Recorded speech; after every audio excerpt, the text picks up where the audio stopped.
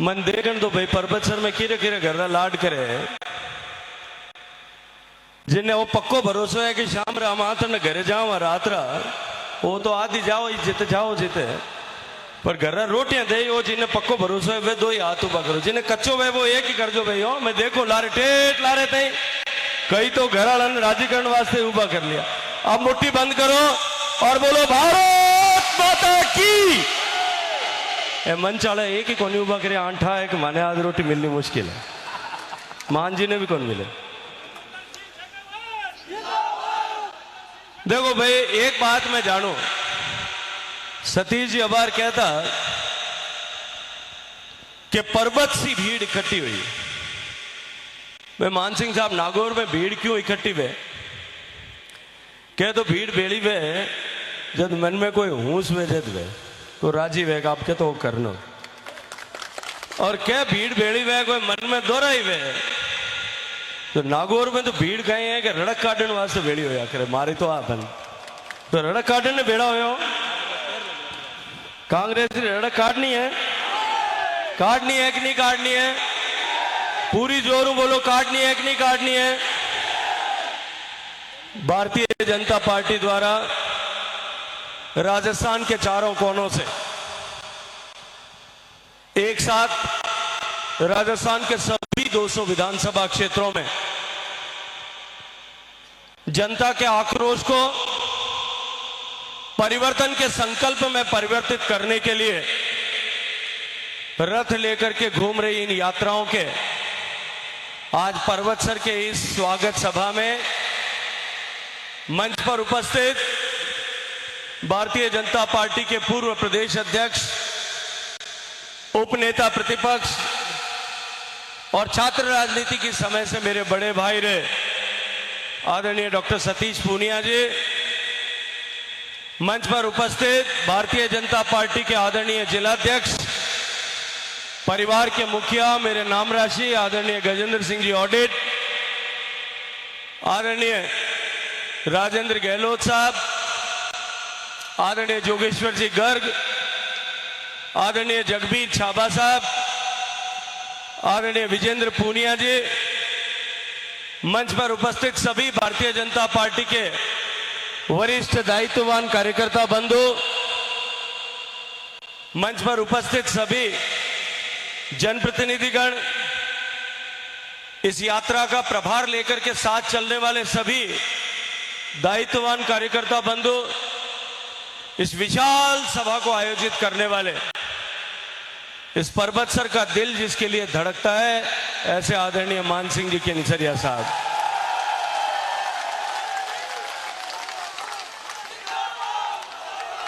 और इस विशाल संख्या में यहां उपस्थित आए सभी पितातुल्य बुजुर्ग, मातृशक्ति, और मैं अभिनंदन करना चाहता हूं इस मातृशक्ति का जो लगभग आधी रात होने को आई है और इतनी बड़ी संख्या में आज यहां भारतीय जनता पार्टी को संबल देने के लिए, आशीर्वाद देने के लिए, परिवर्तन के इस यज्ञ में अपना भी योगदान और अपने योगदान की समिधा देने के लिए यहां उपस्थित हैं मेरे सारे हमारे काड़जारी कोर सारा युवा साथी पत्रकार मित्रों। मैं आप सबका भारतीय जनता पार्टी के माननीय प्रदेश अध्यक्ष और इस यात्रा के प्रणेता आदरणीय सीपी जोशी जी की तरफ से स्वागत करता हूं, अभिनंदन करता हूं। मित्रों, देश में दो तरह की सरकारें काम चली और आज हमको फर्क यहां महसूस करना पड़ेगा कि किन दो तरह की सरकारें काम करती। एक नरेंद्र मोदी जी के नेतृत्व में देश में भारत की सरकार काम कर रही है, भारतीय जनता पार्टी की सरकार काम कर रही है। जो पार्टी का विजन, पार्टी का दर्शन है, उस दर्शन के साथ में गरीब आदमी के जीवन में परिवर्तन लाने के लक्ष्य को लेकर के विभिन्न योजनाओं के माध्यम से काम करती। गरीब आदमी के जीवन में परिवर्तन ला करके उसको मूलभूत आवश्यकताओं की चुनौतियों से बाहर निकालने के लिए काम करती है।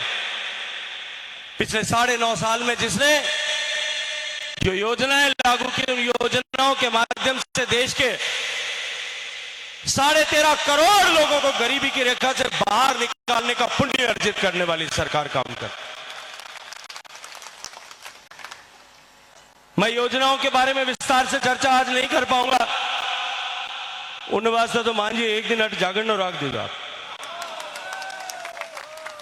आप जागरण करा हनुमान जी रो बालाजी रो करा माता जी रो करा कोई जागरण करा कदे कदे रामदेव जी रो भी करा हमारा आने वाला है बीज दसम रे बीच में जागरण करा जो अपन कहीं कहीं चाहिए भाई भजनी चाहिए 5-6 रात जगह जब वहां पेटी बाजो चाहिए एक ढोलक चाहिए एक नगारा बजाने वाला चाहिए 4-5 झिंझिया बजाने वाला चाहिए 2-4 मंजीरा बजाने वाला चाहिए 3-4 हुंकारा चाहिए एक वो मोटोड़ो बाजो चाहिए मैंने कहीं के मैंने ठानी कहीं के ऑर्गन एक वो 2 डंडियां टप टप टप टप बजाए वो भी चाहिए।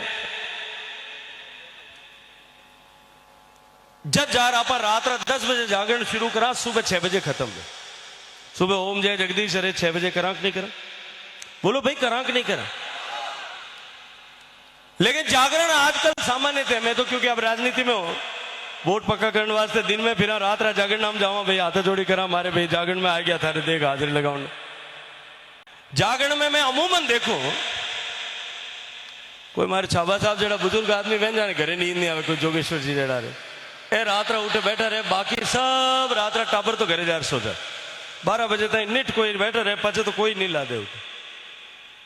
लेकिन मान सिंह साहब एक बात जिम्मेदारी के साथ मैं कहता हूं एक दिन यहां आप मोदी जी के योजनाओं का जागरण रख लीजिएगा।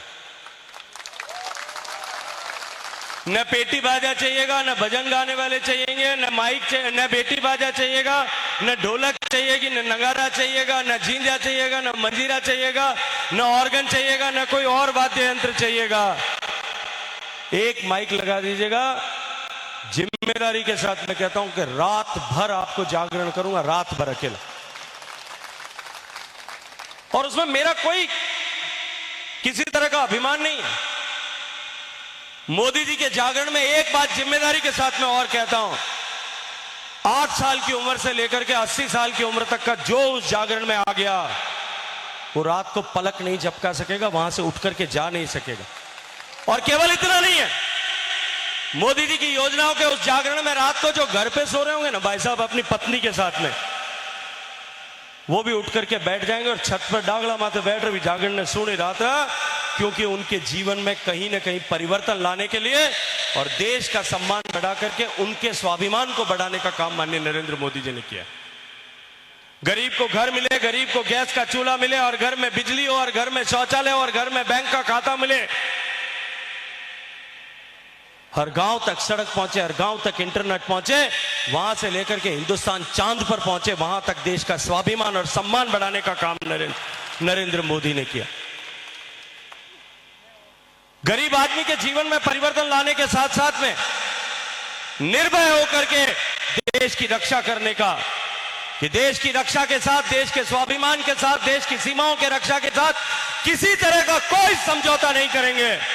कि नरेंद्र मोदी जी ने इस संकल्प के साथ में काम किया। पिछला 10 साल उससे पहले 2004 से लेकर के 14 तक और उससे पहले भी देश में 71 की लड़ाई के बाद में हमेशा ही यहां देश में आतंकवादी घटनाएं होती थी।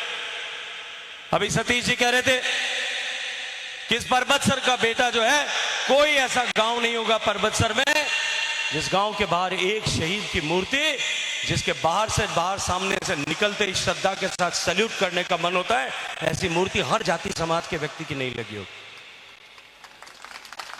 जिसने इस देश की सीमाओं की रक्षा के लिए जिसने इस देश में कश्मीर देश का अभिन्न अंग बना रहे उसके लिए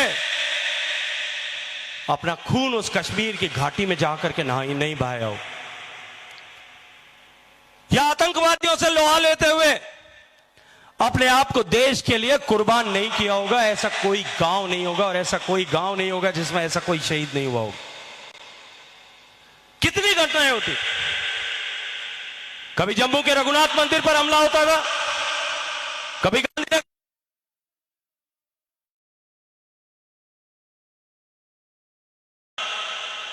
बम ब्लास्ट होते थे कभी बंबई में हमारी आर्थिक राजधानी पर हमला होता था कभी हैदराबाद में जाकर के हमारे जो इलेक्ट्रॉनिक्स एंड कम्युनिकेशन की राजधानी है उस पर जाकर के हमला होता था।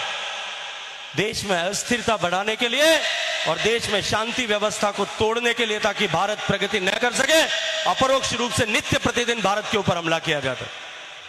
लेकिन मोदी जी की सरकार बनी, पहली बार हुआ उसका जवाब सर्जिकल स्ट्राइक से दिया, और दूसरी बार हवाई जहाज भेज और बचीड़ बुलाए। आज तक वापस किसी की हिम्मत नहीं हुई कि हिंदुस्तान की तरफ आंख उठा करके देखे। और वो जो संदेश माननीय मोदी जी ने दिया कि भारत की भूमि के विरुद्ध चलने वाला हर षड्यंत्र, चाहे वो भारत की धरती से हो रहा है या भारत की धरती के बाहर दुनिया के किसी दूसरे देश की धरती से हो रहा है, अब भारत बर्दाश्त नहीं करेगा।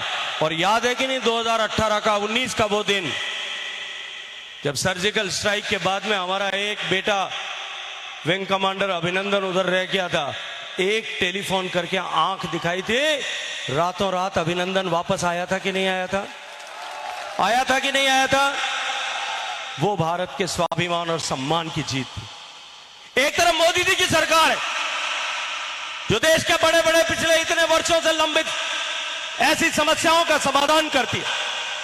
450 साल से भारत के लोग संघर्ष कर रहे थे कि भारत की अस्मिता का प्रतीक, भारत के स्वाभिमान का प्रतीक, भारत के 140 करोड़ लोगों की आस्था का प्रतीक भगवान राम का मंदिर उस अयोध्या में बनना चाहिए। और आपके मेरे सबके पूर्वजों ने, सब जाति समाज के लोगों ने बलिदान किए होंगे, अपना खून बहाया होगा इस लक्ष्य को लेकर के कि देश में, देश के स्वाभिमान का प्रतीक राम जी का मंदिर वहां बनना चाहिए। कांग्रेस पार्टी के लोगों ने तमाम विरोध किए, राम के अस्तित्व को नकारने का पाप किया, कहा राम हुआ नहीं था, कथाओं में लिख दिया गया, राम सेतु था नहीं, हनुमान जी हुए नहीं। जिसने राम और हनुमान को नकारा उसको जनता ने नकार दिया। 55 साल तक राज करने वाले अब लोकसभा में 55 भी नहीं बचे। माननीय मोदी जी ने राम जी का मंदिर बनाने का काम किया, और मैं आज आप सबका अभिनंदन करना चाहता हूं इस बात के लिए कि आप लोगों ने भागीरथ के बराबर पुण्य अर्जित किया। भागीरथ जी की कथा में आता है कि भागीरथ ने इतने सालों तक तपस्या की, इतने दशकों तक तपस्या की, ताकि अपने पूर्वजों को तार सके, अपनी पीढ़ियों को तार सके। तब जाकर के गंगा जी जो है वो स्वर्ग से उतर करके इस धरती पर आई थी। और 450 साल तक हिंदुस्तान के जिन लोगों ने भगवान राम का मंदिर बने, अयोध्या जी में बने, इसके लिए बलिदान किया, कुर्बानी दी। आजादी के बाद में जिन लोगों ने संघर्ष किया और कुर्बानी दी, उन लोगों को तारने का काम आपने एक सही जगह पर वोट मोदी जी को देकर के कर दिया। मैं अभिनंदन करना चाहता हूं, प्रणाम करना चाहता हूं आप सबके श्री चरणों में। आपने एक वोट सही दिया, राम जी का मंदिर बन गया। दूसरा वोट आपने सही दिया, अभी सतीश जी कह रहे थे 370 की धारा हमेशा हमेशा के लिए समाप्त होगी। भारत जिस दिन आजाद हुआ था तब से लेकर के यह कलंक भारत के माथे पर था कि भारत में एक ही देश में दो तरह के विधान और दो तरह के निशान थे, दो प्रधान काम करते थे। आतंकवादी नित्य प्रतिदिन उन सब के साए में घटनाएं करते थे। मुझे याद आता है आप सबके आशीर्वाद से मैं दिल्ली की सरकार का हिस्सा था, जब नरेंद्र मोदी जी की सरकार, उनकी प्रेरणा से अमित शाह जी बिल लेकर के आ रहे थे। राज्यसभा में जब चर्चा शुरू हुई, आतंकवादियों ने कहा कि कश्मीर के 370 से छेड़छाड़ की तो हिंदुस्तान आग की लपटों में जल जाएगा।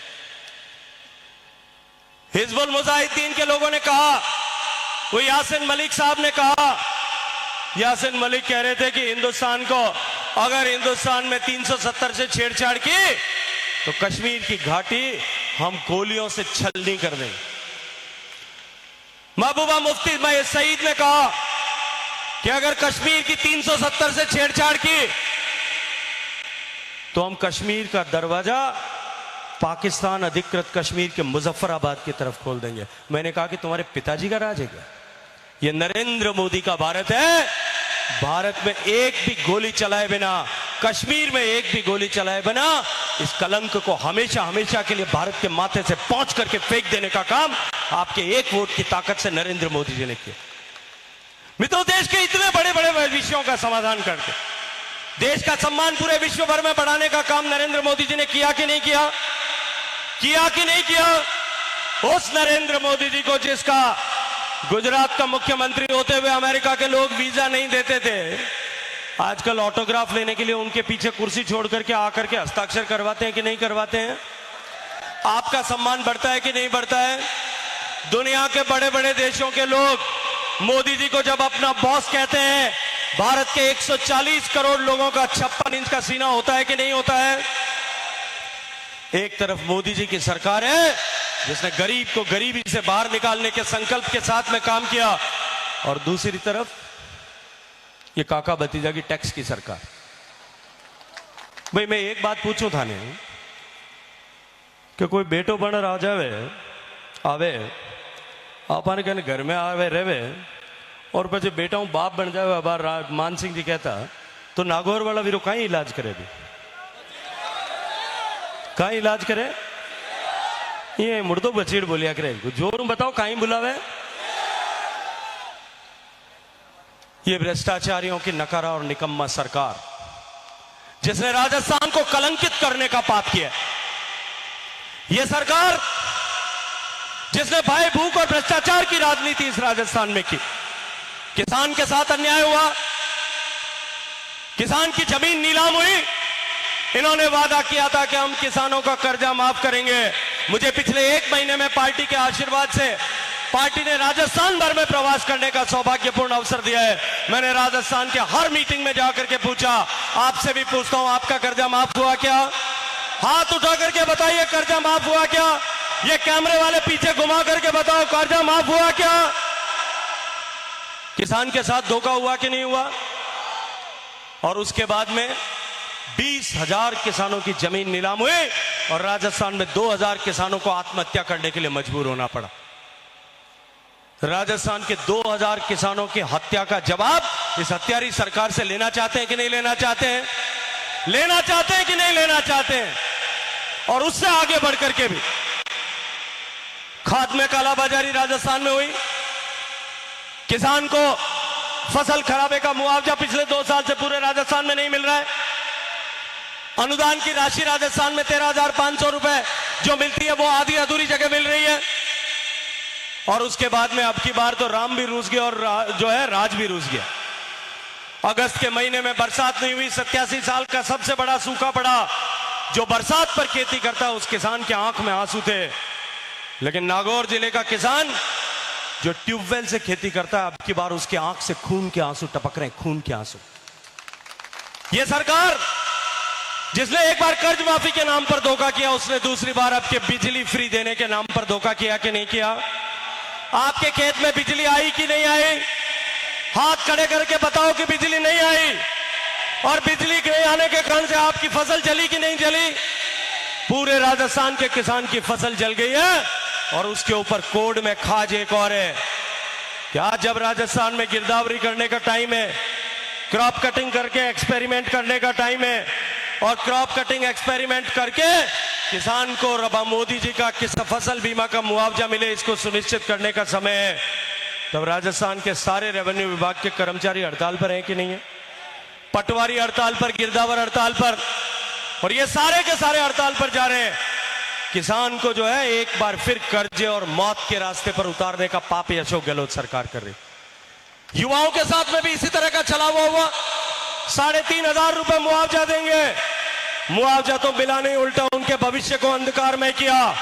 और किसान के बेटे को, जो किसान पेट काट कर करके अपने बेटे को पढ़ाता है, स्कूल में अच्छी स्कूल में पढ़ाता है, अंग्रेजी स्कूल में पढ़ाने के बाद में उसको जो है कॉलेज में पढ़ने के लिए बाहर भेजता है, बाद में कोचिंग क्लास में पढ़ाता है, बच्चा भी रात दिन जाग करके पढ़ता है, और जब परीक्षा देकर के वापस आता है तब क्या समाचार आता है कि पेपर आउट हो गया।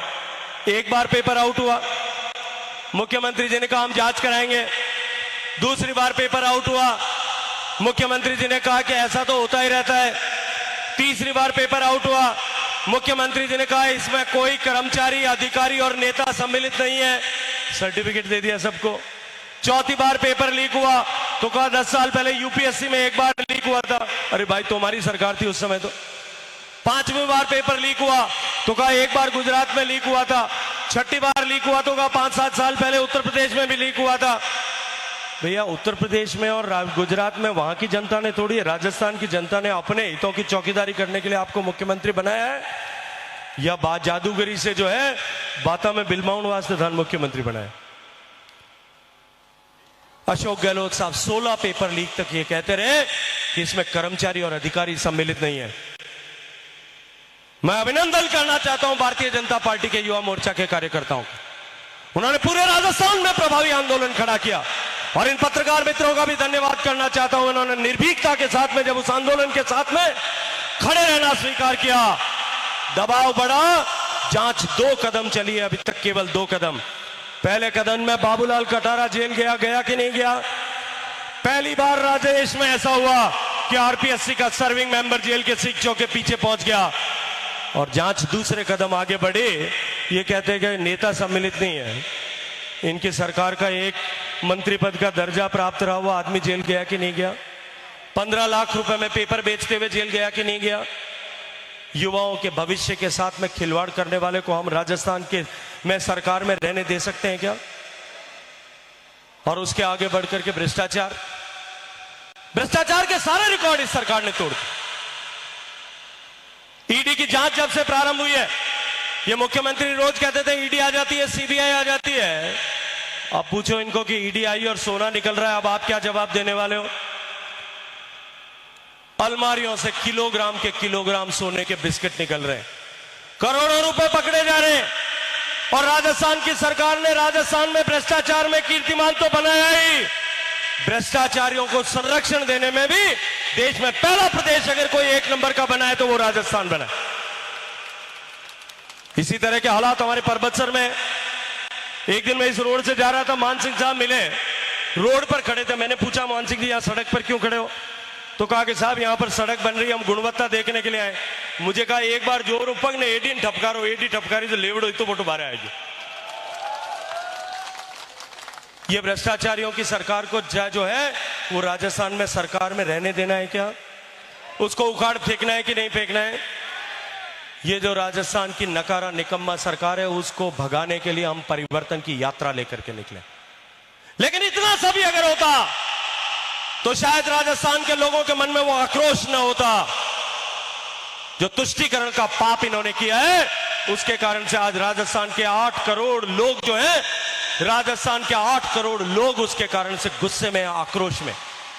इस सरकार ने बहुसंख्यक समाज की मानसिकता को कमजोर करने के लिए, तोड़ने के लिए, करौली में दंगा हुआ, भगवान राम जी का जुलूस निकल रहा था रामनवमी का, उस पर पत्थर फेंके गए, उस पर तेजाब के एसिड के बम फेंके गए, पेट्रोल के बम फेंके गए, और उसके ऊपर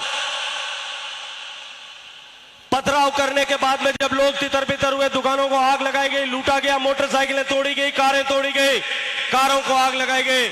लेकिन सरकार ने मुकदमा दर्ज करने में तुष्टीकरण किया, जांच में तुष्टीकरण किया, गिरफ्तारी में तुष्टीकरण किया, जमानत में तुष्टीकरण किया, मुआवजे में तुष्टीकरण किया। उसका फायदा जो है सिला ये मिला कि भीलवाड़ा में जाकर के दंगा हुआ। मैंने अभी सिरोही में इस बात पर भाषण दिया, मुझे ऊपर सिरोही में एक मुकदमा दर्ज हुआ कि आपने जो है भावनाएं भड़काने का काम किया। मैं सत्य बोलता हूं, उससे अगर किसी की भावनाएं भड़की है तो मैं भड़काने का दोषी, और 1000 बार ये सत्य जो है राजस्थान की जनता के सामने करूंगा। भीलवाड़ा में दंगा हुआ, दोबारा भीलवाड़ा में दंगा हुआ, जोधपुर में दंगा हुआ, और जब इन दंगाइयों के साथ में तुष्टीकरण सरकार ने किया, इनको मक्खन लगा हुआ हाथ फेरने का काम किया, उसका सिला ये मिला कि उदयपुर में कन्हैयालाल टेलर की गर्दन काट करके धड़ से अलग कर दी गई। और फिर इस राजस्थान में नारे लगे, उन नारों को लेकर के राजस्थान का बच्चा बच्चा आक्रोशित हुआ। यह तुष्टीकरण की सरकार, एक तरफ मोदी जी की सरकार भगवान राम का मंदिर बनवाती है, ये राम दरबार को क्रेन लगा करके ढहाने का पाप करते हैं। एक तरफ मोदी जी की सरकार काशी विश्वनाथ में जाकर के मंदिर का पुनरुद्धार करती है, कॉरिडोर बनाती है, उज्जैन में महाकाल लोक बनाती है, केदारनाथ में केदार बाबा का मंदिर का पूरा परिसर का पुनर्निर्माण करती है। और ये अशोक गहलोत सरकार 400 साल पुराने शिव मंदिर को अलवर में तोड़ करके उसके शिवलिंग को ड्रिल मशीन से तोड़ करके टुकड़े टुकड़े करने का पाप करती है। ऐसी पापी सरकार को हम सरकार में रहने दे सकते हैं क्या? पूछना चाहता हूं, रहने दे सकते हैं क्या? और इससे आगे बढ़ करके भी एक कवि कहता है कि कंधों से चौड़ी छाती नहीं होती और धर्म से बढ़कर के जाति नहीं होती। अब की बार इन्होंने हमारे धर्म को ललकारने का पाप किया।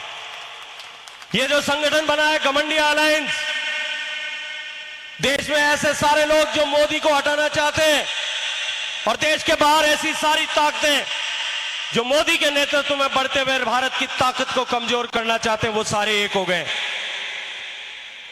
एक दारू का घोटालेबाज है, एक जमीन का घोटालेबाज है। सिर्फ 10 मिनट बचे हैं भाई साहब, 10 बजने में, आप चिंता मत करो। एक दारू का घोटालेबाज है, मैं 10 मिनट में खत्म कर दूंगा, 10 बजते ही, आप चिंता मत करो। एक दारू का घोटालेबाज, एक जमीन का घोटालेबाज, एक चारे का घोटालेबाज, एक नौकरी का घोटालेबाज। ये सारे के सारे घोटालेबाज जिन्होंने 20 लाख करोड़ का घोटाला किया, वो अब एक साथ इकट्ठे हो गए और कहते हैं कि मोदी को भगाओ। मोदी कहता है देश को आगे बढ़ाओ, ये कहते हैं मोदी को हराओ। आप मोदी को हारने दोगे क्या? आप मोदी को हारने दे सकते हो क्या? इस घमंडिया संगठन ने अब एक नया राग छेड़ा है। इस घमंडिया संगठन के एक सबसे ताकतवर नेता हैं, तमिलनाडु के मुख्यमंत्री हैं, उनका बेटा उदयनिधि स्टालिन। वो ये कहता है कि सनातन जो है ये कैंसर के जैसा, डेंगू के जैसा, मलेरिया के जैसा और एड्स के जैसी बीमारी है। इस सनातन धर्म को जल्दी से खत्म करना चाहिए। ये खड़गे साहब जो कांग्रेस पार्टी के राष्ट्रीय अध्यक्ष हैं, ये खड़गे साहब कहते हैं कि सनातन मजबूत, अगर मोदी जीता तो सनातन जीत जाएगा, मजबूत हो जाएगा। इस सनातन को कमजोर करना है। खड़गे साहब का बेटा कहता है, प्रियांक खड़गे जो मंत्री है कर्नाटक में, कि ये सनातन जल्दी से जल्दी कमजोर होना चाहिए, समाप्त होना चाहिए। चिदम्बरम साहब कांग्रेस के बड़े नेता, देश के बड़े वकील, देश के गृह मंत्री रहे, देश के वित्त मंत्री रहे, देश के विदेश मंत्री रहे। उनका बेटा जो एमपी है वो कहता है कि ये बिल्कुल सही बात है, सनातन समाप्त होना चाहिए।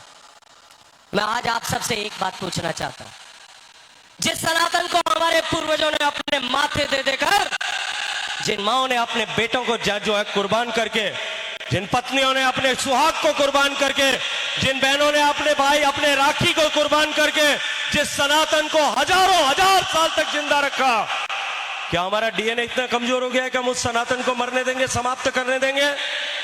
मैं पूछना चाहता हूं, करने देंगे क्या?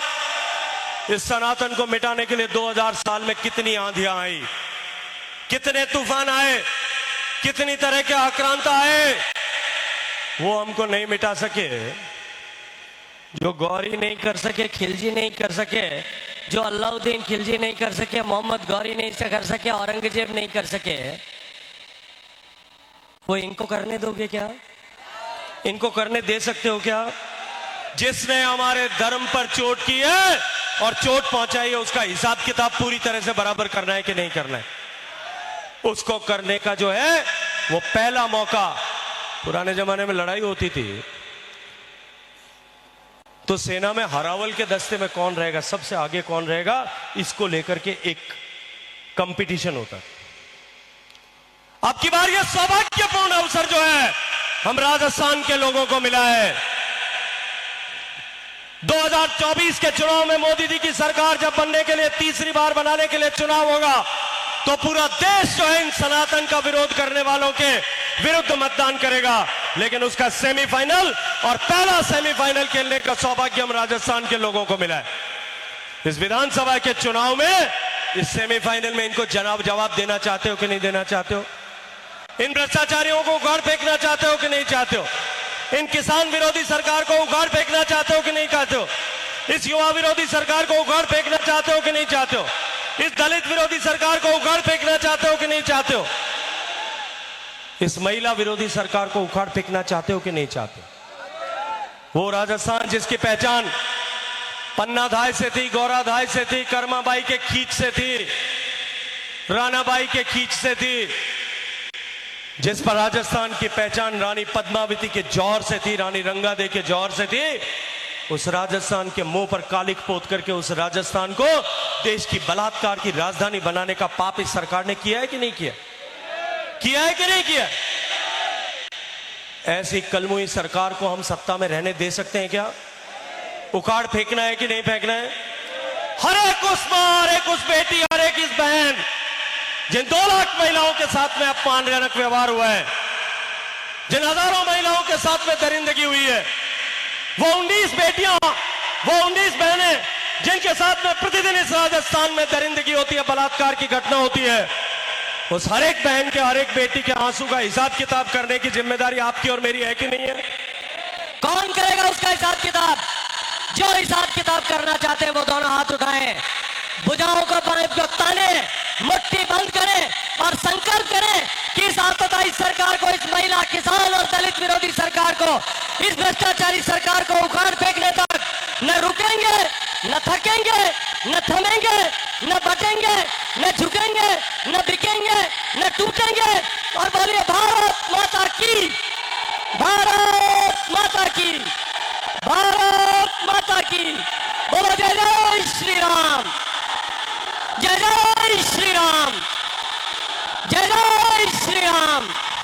बहुत बहुत धन्यवाद सर। मैं गजेंद्र सिंह जी ऑडिट जिला अध्यक्ष से निवेदन करना चाहूंगा, आए हुए सभी का आभार प्रकट करें। सब गजेंद्र सिंह जी ऑडिट। अब 10 बज गया, माइक बंद कर दो 10 बजे।